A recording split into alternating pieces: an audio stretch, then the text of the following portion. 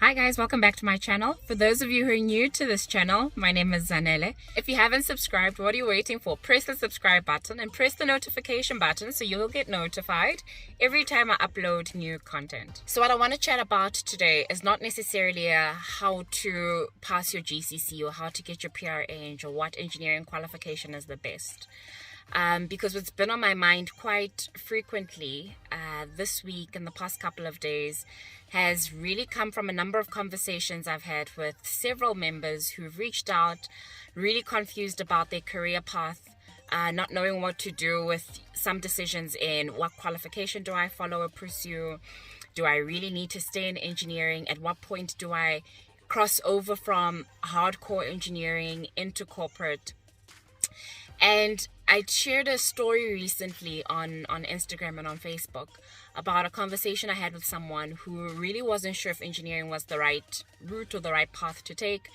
And they were getting a lot of backlash and feedback to say, oh, you don't have your things, all together. You don't know what you want in life. You need to make a quick decision.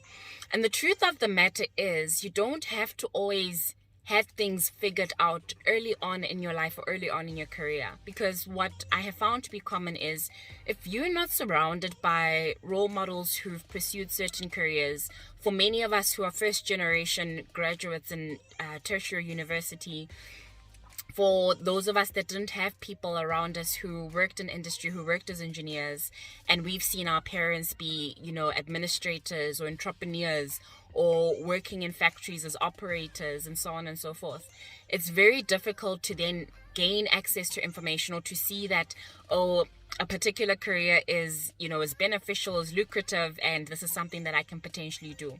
It's through us that our siblings and those around us are seeing that, oh wow, this is possible, or I need to study maths and science for me to get into a particular institution, or I need to pass at a certain level or grade or certain points for me to pursue a certain career. And that there's a difference between, doing very well in maths versus maths lit, especially if you're looking to pursue a career in the sciences. So when you find someone young, especially for those of you guys who, are young professionals and you're examples for many others and your inspiration and you're those role models for those coming up, I think it's up to us to look to be responsible in not painting a picture of perfection that we've always got it figured out. We always know exactly what we want to do. We know exactly what the next step is. Part of this is enjoying the journey. Part of this is making mistakes. Part of this is engaging with others and learning from others and researching and having those experiences and then deciding, what, maybe it's not for me, maybe it is for me.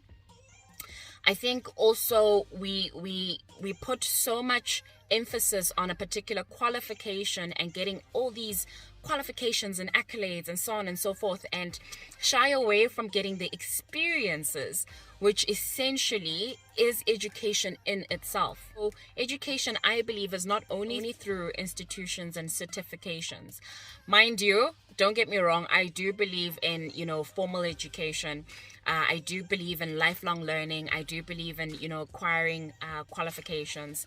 But over and above that, I believe in experiences through people, experiences through life, experiences through yourself, putting yourself in a position where you can learn new things. There isn't just one hard way. If anything, it's through experimentation. It's through putting yourself out there that you might find something new that may not necessarily have been captured in a syllabus or by someone who had their own experience many years ago. So I think there are a couple of things that are essentially important. One, you don't have to have everything figured out when you're young. I mean, heck, even when you're in your 20s, even 30s, it's never too late. You don't have to have everything figured out.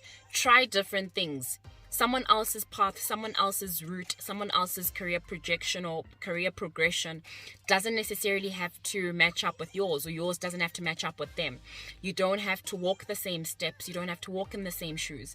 They are examples and they are, lessons that we can tap into and learn from, but have your journey be unique. Pursue what you're passionate about. And that's the third one. What do you want to do? What do you love doing? Because things will get difficult. Things do get tough. and it's your passion, your fuel, what your ambition is, or what your end goal is that tends to get you through. And you're likely not to give up easily, because things will get rough. It is difficult to pursue certain desires.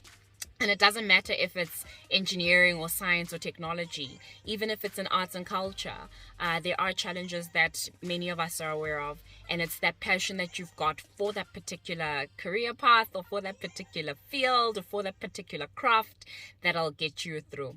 And research, go out there, find out what's happening in industry. If you've got a particular company that you're inspired by, follow them, make connections. What's different now versus, call it 10 years ago, is that access to information has leveled the playing field. It's no longer about, oh, but I didn't know about this, so I don't know about this or that or the other. Reach out to people. Social media's gotten us more connected. Google it. Google, make connections on LinkedIn, and really research and put yourself out there so you can learn more about what you could potentially do with your career and your future. So if you're a young graduate, or you know any young graduates, or you know anyone who's in high school, tertiary, or anyone who's really contemplating what to do in their careers, share this video with them. Really open to dialogue. Let's have conversation. Tell me in the comment section what you think is best, especially when you're feeling a bit stuck, or you're at a crossroads about what to do with your career. And let me know if you've ever thought, you know what, I made a complete mistake in a career path that I've selected. And let's chat about how we navigated through that. At the end of the day, we're all living beings, learning as we go. We're making mistakes and learning from them. I think that's the important thing. How do we take in the moment, and how do we take those experiences as lessons that fuel us forward? If you like this video, do press the like button. If you haven't subscribed, please subscribe, or share this with anybody that you think might find this useful. Remember to live your best life, learn as you grow, and lead for change. Sharp.